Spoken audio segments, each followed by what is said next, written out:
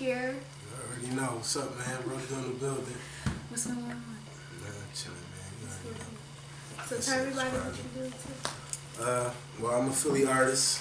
You know, currently making music, doing my thing, grinding. If you don't know me, my name Care from Uptown, Main Street. Rug Do representative. Run up, get done up. Shout out to all my guys, man. So you look at yourself as not the average musician. No, not at all. I look at myself as like a statement for people who come from where I come from.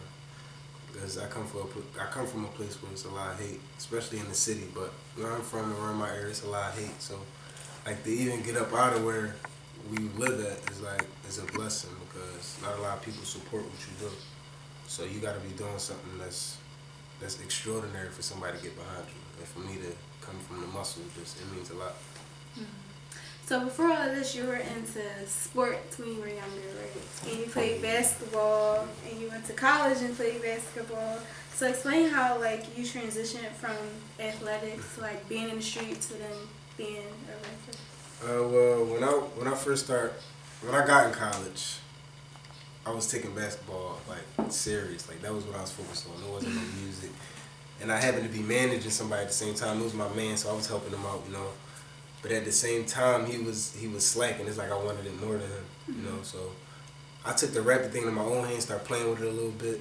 I made my first track, and like from there, everybody was like, "Yo, why you don't do it?" Like da da da da, you know. And I was young, so once people tell me something, you know, I'm gonna take heed. I'm gonna go ahead and do what I gotta do. And the basketball thing kind of fell back, so you know it dumped down. Plus my financial aid got rejected, so I had to do something. You feel me? So do you still play, like, just in your free time? No, I played like a couple days ago. Oh, you don't have it no more? I got it, but it ain't that. Like, I wasn't that. Like, I'm cool. I'm gonna leave that what you said. So talk about Rug Do. It's under Take Risk, Trust Nut Entertainment, right? No, it's under Bossed Up now. We kind Okay. of switched stuff. Things got a little tangled, so we had to switch stuff up. But it's still Rug Do, you know. Mm-hmm. And what's the whole name for it? Like, Rug Do is realize you're gonna do you, but we started off Run Up, Get Done Up, but we had to make it, you know, marketable. But we still gonna keep it that, just for, you know. But it's a couple of guys from my neighborhood, man. Shout out to all my guys. There's a lot of them, so I ain't gonna name all of them. But we came from the same hood, you know, and it was like we started something that was going to like make a statement in the city.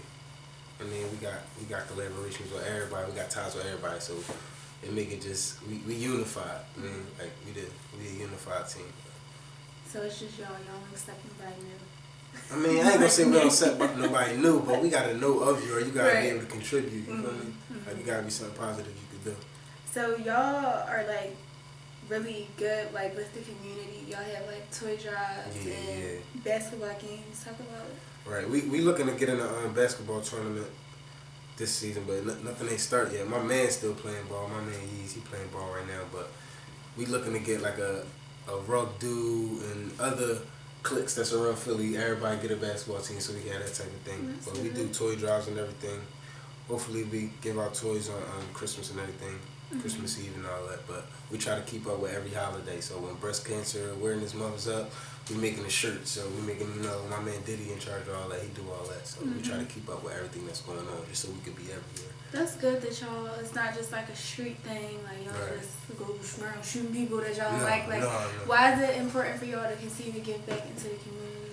Because it's like, that's where you come from. I feel like you got to give back to where you come from to get where you're going. You know, when you going somewhere, take me for instance. If I was to get somewhere and I was to come back to my community and I haven't done anything, why would people want to support me? You know, so it's like you got to give back to them before you can get anywhere to show that the type of things you could do for the community. You know? So most importantly, your music. You got a lot of music that you've been putting out. First off, Inspiration, Voice of Philly, that's your mixtape. Right. Talk about the concept for that and like how you came about the title for it and just your overall process. Inspiration, it's like I'm inspired by everything in Philly. And I'm not saying I'm the best artist in Philly, but I feel as though I could be the voice of Philly because I speak on every aspect of everything that goes on in my city. You know, I've been through a lot, so it's like I can speak for a lot of people, and a lot of people can relate to what I'm rapping about. So it's like that's where the voice of Philly came from. So what made you want to do the mixtape all together, or you just somewhere like, you know, I need to put something new out? Yeah, I'm never gonna start making mixtapes. Okay. Like, I'm always having music, so it's plain. it's like if I put something out, it's gonna be something that's like something that's beneficial, something that's gonna be in people's brains, something people gonna remember. You know, so I gotta make it like a project that I thought about. You know?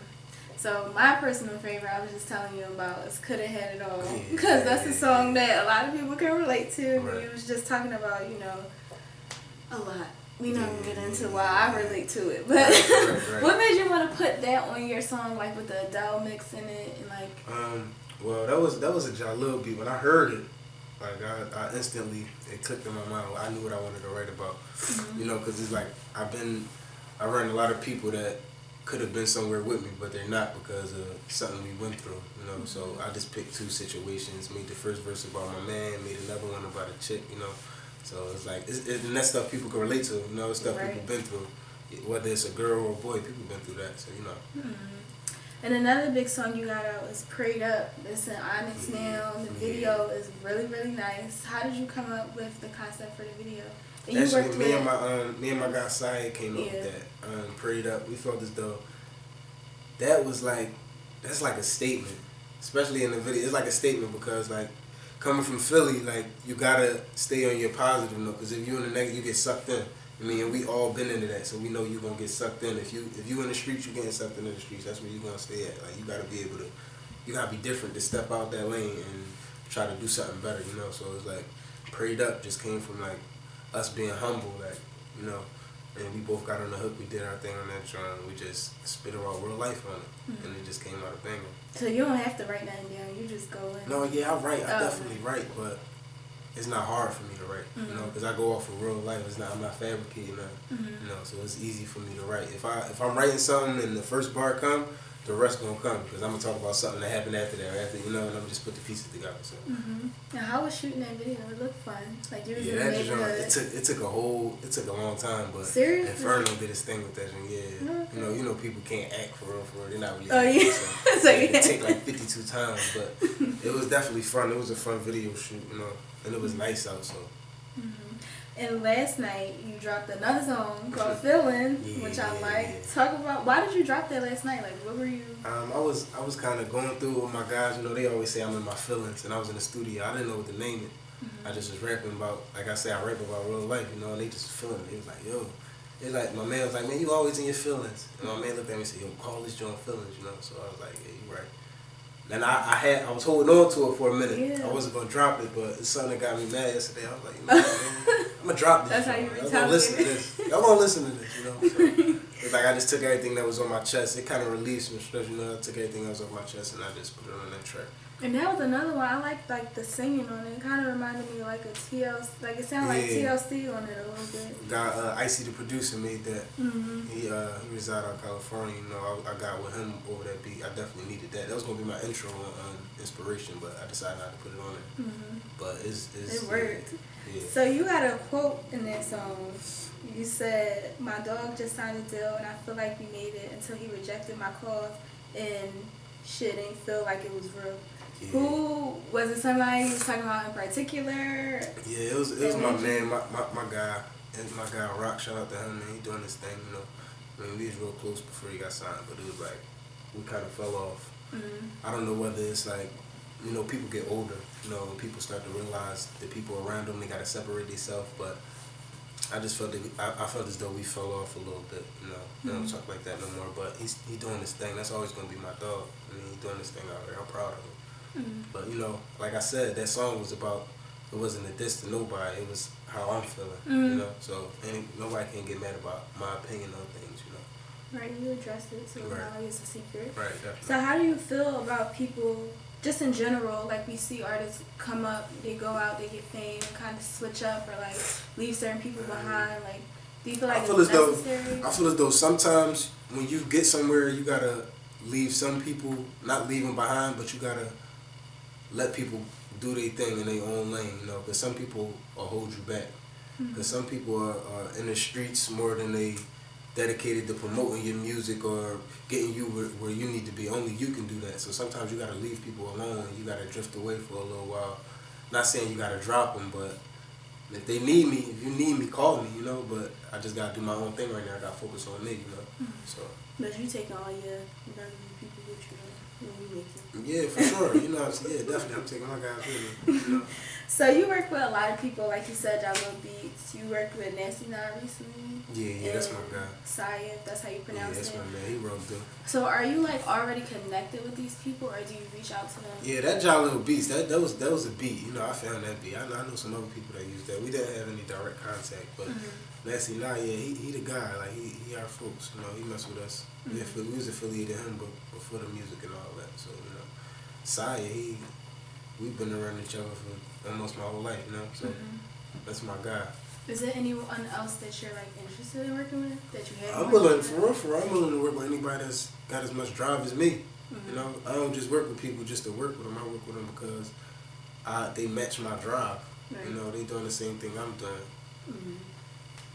What's up? So, do you like prefer people to reach out to you, or you reach out to them?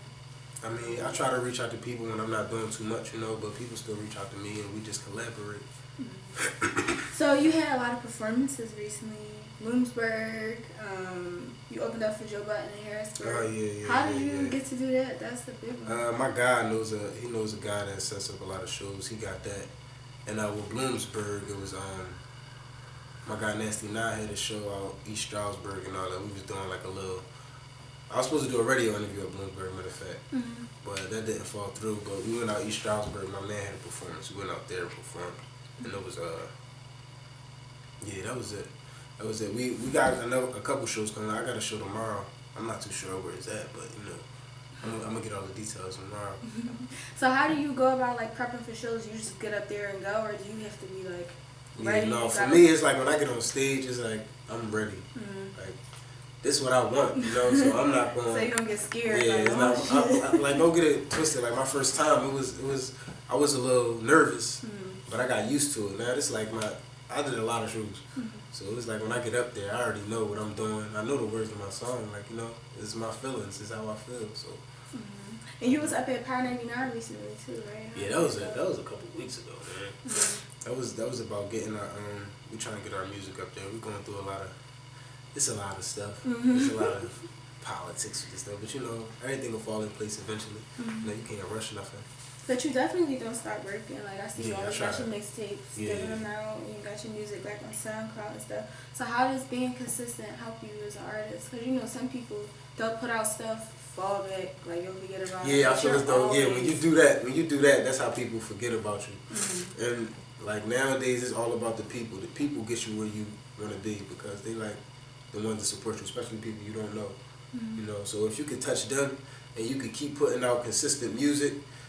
It's like, and it's a blessing because I had a guy hit me up over the gram one day, like my house got robbed, but like listening to your music, like it made me like look at things better, like, and it was a kid, he was like 13, really? So yeah, so it was like, I was like, after that, I was like, damn, that's crazy, like, 'cause that never happened to me before, so it really meant a lot, and it told me to keep myself motivated, keep pushing myself, you know, so I always had that type of drive, so, you know. And you got a big support system, like on Instagram, you got a lot of followers, stuff like that. So has social media helped you? Social media helped me a lot, like a lot. It's been times I've been around other artists, and we'd be talking about it like, what if your gram got deleted? That's like, what would people do? I was like, I'm at a point now where I feel as though I could get the followers back, but it was a time back then I just was like, yo, like I would be heartbroken. Like, man, that's where my fan base came from.